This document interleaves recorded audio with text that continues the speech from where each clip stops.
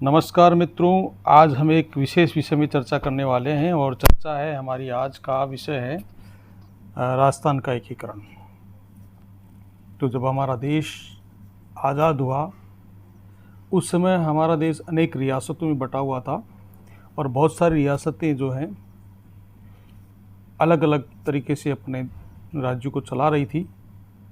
जब भारत स्वतंत्रता अधिनियम 1947 के तहत यह अधिकार दिया गया था कि भाई देशी रियासतों को यह अधिकार दिया गया कि वे भारत में रहना चाहिए या पाकिस्तान में मिलना चाहिए, ये उनको स्वतंत्र अधिकार दिया गया था और चाहे तो वो अपना स्वतंत्र अस्तित्व भी रख सकती हैं।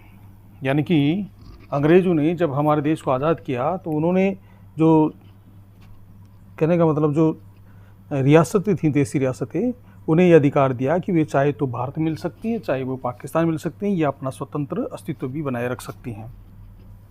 ऐसे रियासती विभाग की स्थापना हुई 5 जुलाई 1947 को और इसके अध्यक्ष जो है सरदार वल्लभ भाई पटेल को बनाया गया।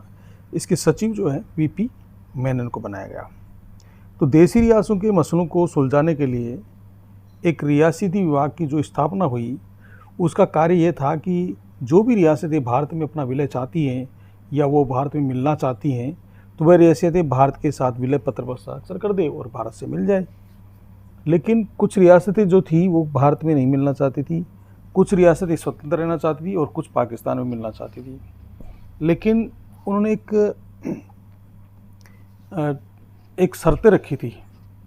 क्या शर्तें रही थी? वो शर्तें थी कि जो रक्षा से संबंधित है, जो हमारे देश की सुरक्षा संबंधित है या संचार से संबंधित है, विदेशी मामले हैं, ये सब भारत सरकार के अधीन होंगे। जो भी रियासतें भारत मिलेंगी उन रियासतों के जो रक्षा संबंधित जो भी सौदे करेंगे या रक्षा जो भी है देश की सुरक्षा के जो है वो केंद्र सरकार के हाथ में होगी और संचार से संबंधित जो भी कम्युनिकेशन वगैरह हैं वो भी इनके साथ में होंगे और विदेशी मामले जो भारत सरकार के हाथ में होंगे।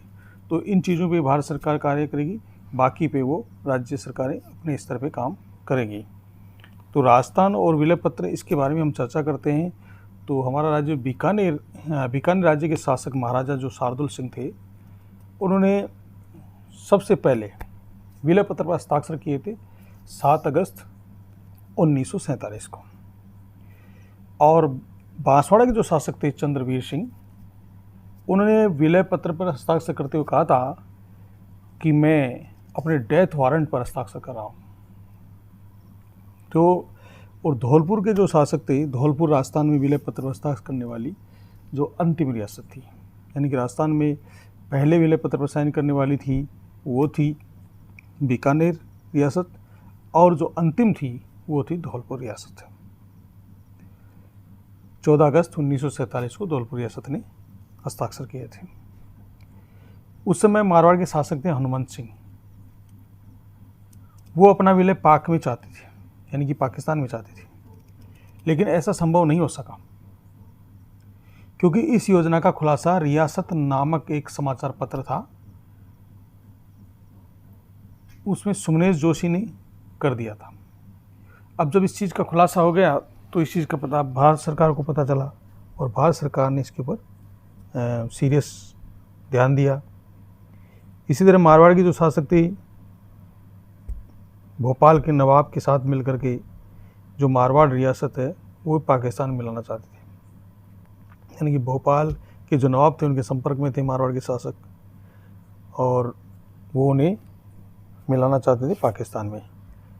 लेकिन अंत महाराजा हनुमंत सिंह ने भारत के विलय पत्र पर हस्ताक्षर कर दिए और स्वतंत्रता के समय राजस्थान में कुल मिलाकर के 19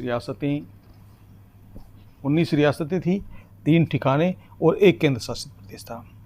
तो केंद्र शासित जो प्रदेश था वो था अजमेर मेरवाड़ा, केंद्र शासित प्रदेश अजमेर। तो वो रियासतें इस प्रकार से थी जिनका मैं नाम बोल सकता हूँ। जो बड़ी रियासतें थी पहले वो इस तरह से थी, जैसे मारवाड़, मेवाड़, जयपुर, बीकानेर, जैसलमेर, कोटा, बूंदी, अलवर, धौलपुर, भरतपुर, किशनगढ़, शाफरा, डूंगरपुर, बांसवाड़ा, प्रतापगढ़, सिरोही, करौली, टोंक, झालावाड़ आदि।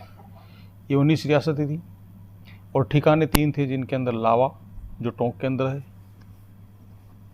कुशलगढ़ जो बांसवाड़ा में था, और नीमराना जो अलवर जिले में है, वर्तमान अलवर जिले में है। केंद्र शासित प्रदेश एक था जिसका नाम था अजमेर मेरवाड़ा। तो स्वतंत्रता के बाद देश में एक सुव्यवस्थित शासन चल सके, इसके लिए छोटी छोटी जो रियासत थी उनकी एकीकरण की योजना बनाई गई कि इन्हें किस तरह से एकजुट करके हमारे भारत में इसको शामिल कर लिया जाए। भारत की आबादी 10 लाख से अधिक थी और जिसकी वार्षिक आय 1 करोड़ से अधिक थी, वह अपना स्वतंत्र अस्तित्व बनाए रख सकती थी। और राजस्थान में ऐसी 4 रियासतें थी जो बड़ी थी, जिनकी सालाना आय 1 करोड़ से अधिक थी और उनकी आबादी 10 लाख से ज़्यादा थी। जिनमें था सबसे पहले जो अपनी राजस्थान की राजधानी है जयपुर, जोधपुर, उदयपुर, बीकानेर। ये 4 रियासतें अपना अलग अस्तित्व रखती थी। अब स्वतंत्रता के बाद भारत में 3 श्रेणी के राज्य बने हुए थे और वो श्रेणी के राज्य जो थे उनके अंतर्गत था एक तो ए श्रेणी, एक बी श्रेणी और सी श्रेणी। इस तरह से 3 कैटेगरी में इसको डिवाइड किया गया था। तो जो ए कैटेगरी थी उसके अंदर वे राज्य आते थे जो ब्रिटिश सत्ता के अधीन थे, जो ब्रिटिश सत्ता के अधीन रहे थे, जैसे बंगाल है, बिहार है, मुंबई है, और यहाँ का प्रमुख राज्यपाल या गवर्नर कहलाता था। और बी श्रेणी के यानी बी कैटेगरी के स्टेट वे थे जो स्वतंत्रता के बाद छोटी छोटी रियासतों के एकीकरण से बने थे, जैसे कि राजस्थान हो गया, मध्य प्रदेश हो गया। यहाँ का प्रमुख राज प्रमुख कहलाता था। सी श्रेणी के राज्य वे थे, ऐसे राज्य कमिश्नरी प्रांत या केंद्र शासित प्रदेश कहलाते थे, जैसे अजमेर मेरवाड़ा था, दिल्ली थी, जो केंद्र के अधीन रहते थे। तो मैंने आपको बताया कि 3 कैटेगरी में स्टेटों को बांट दिया गया था, कैटेगरी ए, कैटेगरी 2 में बी और सी।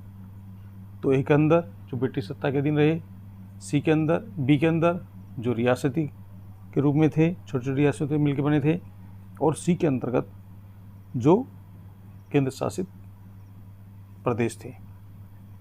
तो हमारा राजस्थान जो है वो बी श्रेणी का आता है, क्योंकि इसमें 19 रियासतें, 3 ठिकाने और एक जो था केंद्र शासित प्रदेश था, इनको मिलाकर के राजस्थान का एकीकरण हुआ था।